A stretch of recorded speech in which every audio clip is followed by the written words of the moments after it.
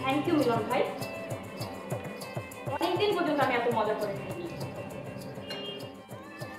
এই জন্যই তো বলি উর্মি আপু আপনাকে কেন এত পছন্দ করে।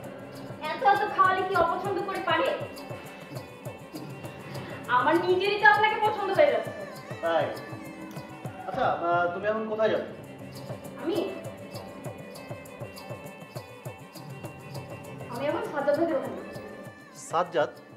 মানে ওই ছেলেটা? কোন ছেলেটা? আপনি চেনেন নাকি সাজ্জাদ ভাইকে? চিনি, কিন্তু তোমার ওর কাছে যা ভালো হচ্ছে না, ওকে আমার ভালো ছেলে মনে হয় না। আপনি কি করে বুঝলেন? হাবভাব দেখলেই বোঝা যায়।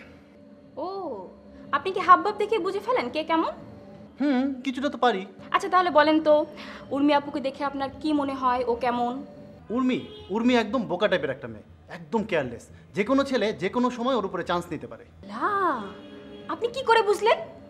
আপু তো একদম ওরকম, এত কেয়ারলেস না। আচ্ছা কেয়ারলেস না হলে কেউ এরকম কাণ্ড করে বলেন? কিরকম? আচ্ছা থাক, বাদ দেন। বলোই না। না প্লিজ, এটা বাদ দেন না। এটা আসলে আমাদের ফ্যামিলি ম্যাটার তো। তুমি বলবে কি না বলো? আমার না বলতে খুবই লজ্জা লাগছে। আরে আমাকে লজ্জা পাচ্ছ কেন? আমাকে লজ্জা পাওয়ার কি আছে বলো? আচ্ছা আচ্ছা, তোমার যদি লজ্জাই লাগে, খুব লজ্জা লাগলে আমার দিকে তাকিয়ে বলো না, এই যে দেয়ালের দিকে তাকিয়ে বলো, প্লিজ বলো, বলো না। মানে আচ্ছা ঠিক আছে, আপনি যখন এত করেই শুনতে চাচ্ছেন। হ্যাঁ বলো। সাজ্জাদ ভাইকে তো আপনি চেনেন? হ্যাঁ। সাজ্জাদ ভাই না প্রায় রাতেই আমাদের বাসায় আসে, মানে রাতের বেলা আমাদের বাসায় থাকে আর কি, আড্ডা টাড্ডা দেয়। কি? সাজ্জাদ ভাই ওরকমই, খুবই খারাপ। এক রাতে কি হয়েছে শুনুন। আমি, সাজ্জাদ ভাই আর আপু তিনজন একসাথে মিলে আড্ডা দিচ্ছি, অনেক রাত। আমার তো ঘুম পেয়ে গেছে, আমি ঘুমিয়ে গেছি।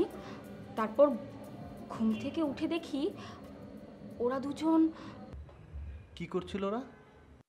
মিলন ভাই, আমার বলতে খুব লজ্জা লাগছে, প্লিজ আপনি আর জিজ্ঞেস করেন না তো। বলতে পারবে না মানে? তোমাকে বলতেই হবে, তোমাকে বলতে হবে। আমার হবু স্ত্রী অন্য একটা ছেলের সাথে।